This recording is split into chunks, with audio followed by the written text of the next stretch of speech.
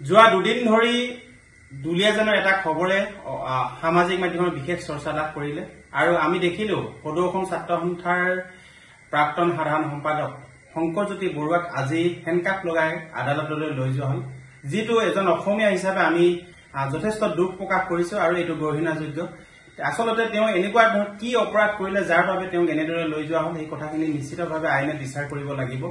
আৰু আমি এটা কথা নিশ্চিতভাৱে ক'ব লাগিব যে অইল ইণ্ডিয়া লিমিটেডে হওক বা অসমত থকা বহু কোম্পানীয়ে কিন্তু বৰ্তমানে অসমৰ বা অসমীয়া বিৰোধী কাৰ্যকলাপসমূহ কৰি থকা দেখিবলৈ পোৱা যায়। যি সময়ত থলগিৰি লোকসকলৰ ভূমি অধিগ্ৰহণ কৰি খনন আৰু উৎপাদন চলি আছে, সেই সময়ত কিন্তু সেই কোম্পানীসমূহে কিন্তু অসমৰ থলুৱা লোকসকলক যিমান গুৰুত্ব প্ৰদান কৰিব লাগিছিল তেনেদৰে গুৰুত্ব প্ৰদান কৰা দেখা নগল। শেহতীয়াকৈ দেখিছো যে এগৰাকী বহিঃ ৰাজ্যৰ লোকক যিদৰে দুলীয়াজানত যদি অইল ইণ্ডিয়া লিমিটেডে লিজত মাটি দিয়ে তেল ডিপু খুলিবলৈ তেল ডিপু খুলিবৰ কাৰণে অনুমতি প্ৰদান কৰিব পাৰে, তেনে ক্ষেত্ৰত কিন্তু অইল ইণ্ডিয়া লিমিটেডত আজি যদি এজন থলুৱা লোকে যদি এটা ৰাস্তা বিচাৰি যায় বা এটা তেওঁ অঞ্চলৰ এটা উন্নয়নৰ কাৰণে এটা আবেদন কৰিব যায়, তেনে ক্ষেত্ৰত কিন্তু বহু ধৰণৰ অজুহাত দেখুওৱা হয়। তাত সোধা হয় যে অইল ইণ্ডিয়াৰ ব্যক্তিজন আচলতে অইল এফেক্টেড এৰিয়াৰ হয় নহয়। এই কথাবিলাকে কৰবাত নহয় কৰবাত কিন্তু থলুৱা বিৰোধী কাৰ্যকলাপ বুলি আমি অনুমান কৰিব লাগিব। আৰু লগতে এটা কথা স্পষ্ট ক'ব লাগিব, বহু কোম্পানী আছে যিসকলে কেৱল বহিৰাগত গুৰুত্ব প্ৰদান কৰি আহিছে।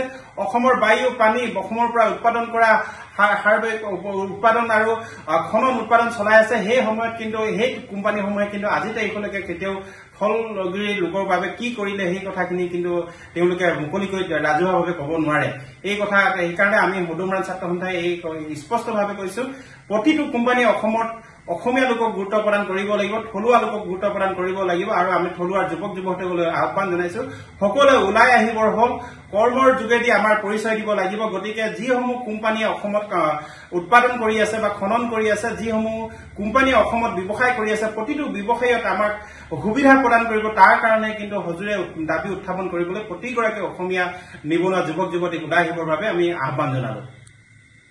যোৱা দুদিন ধৰি দুলীয়াজানৰ এটা খবৰে সামাজিক মাধ্যমৰ বিশেষ চৰ্চা লাভ কৰিলে আৰু আমি দেখিলো সদৌ অসম ছাত্ৰ সন্থাৰ প্ৰাক্তন সাধাৰণ সম্পাদক শংকৰজ্যোতি বৰুৱাক আজি হেণ্ডকাফ লগাই আদালতলৈ লৈ যোৱা হল, যিটো এজন অসমীয়া হিচাপে আমি যথেষ্ট দুখ প্ৰকাশ কৰিছো আৰু এইটো গৰিহণাযোগ্য।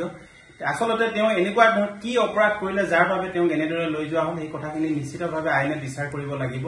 আৰু আমি এটা কথা নিশ্চিতভাৱে ক'ব লাগিব যে অইল ইণ্ডিয়া লিমিটেডে হওক বা অসমত থকা বহু কোম্পানীয়ে কিন্তু বৰ্তমানে অসমৰ বা অসমীয়া বিৰোধী কাৰ্যকলাপসমূহ কৰি থকা দেখিবলৈ পোৱা যায়।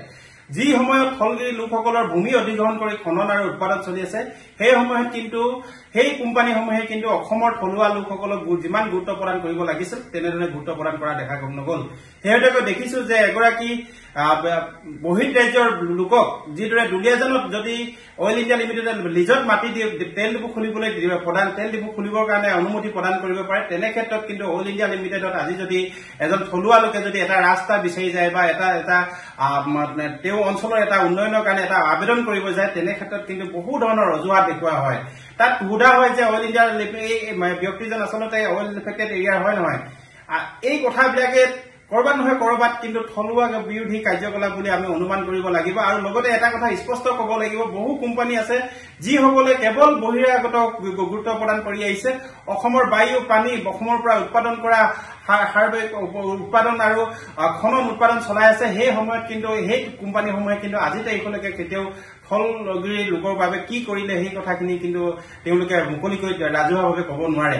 এই কথা সেইকাৰণে আমি সদৌমৰাণ ছাত্ৰ সন্থাই এই স্পষ্টভাৱে কৈছো, প্ৰতিটো কোম্পানীয়ে অসমত অসমীয়া লোকক গুৰুত্ব প্ৰদান কৰিব লাগিব, থলুৱা লোকক গুৰুত্ব প্ৰদান কৰিব লাগিব। আৰু আমি থলুৱাৰ যুৱক যুৱতীসকললৈ আহ্বান জনাইছো, সকলোৱে ওলাই আহিবৰ হল, কৰ্মৰ যোগেদি আমাৰ পৰিচয় দিব লাগিব। গতিকে যিসমূহ কোম্পানীয়ে অসমত উৎপাদন কৰি আছে বা খনন কৰি আছে, যিসমূহ কোম্পানীয়ে অসমত ব্যৱসায় কৰি আছে, প্ৰতিটো ব্যৱসায়ত আমাক সুবিধা প্ৰদান কৰিব। তাৰ কাৰণে কিন্তু হজুৰে দাবী উত্থাপন কৰিবলৈ প্ৰতিগৰাকী অসমীয়া নিবনুৱা যুৱক যুৱতীক ওলাই আহিবৰ বাবে আমি আহ্বান জনালো।